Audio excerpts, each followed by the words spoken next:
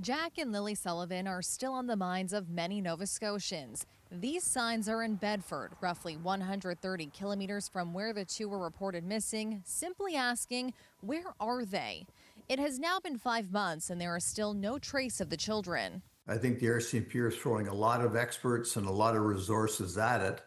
In the meantime, it certainly doesn't look good for these poor children, but at some point, I'm sure we'll know what happened in some way or another. 4-year-old Jack and 6-year-old Lily were reported missing from their home in Lansdowne Station on May 2nd. Searches stretched on for days and weeks in the densely forested area nearby, with hundreds of volunteers and experts on the ground and in the air.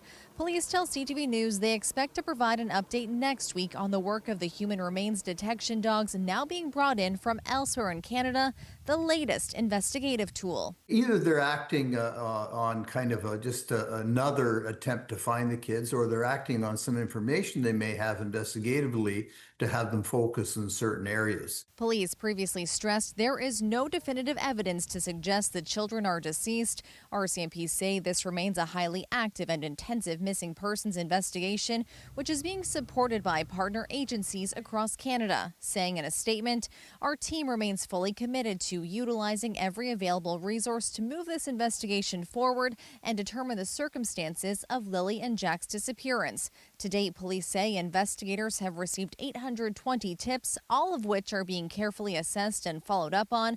They've also conducted 80 formal interviews, reviewed all viable video files collected from the area, and have assigned more than 1,000 investigative tasks.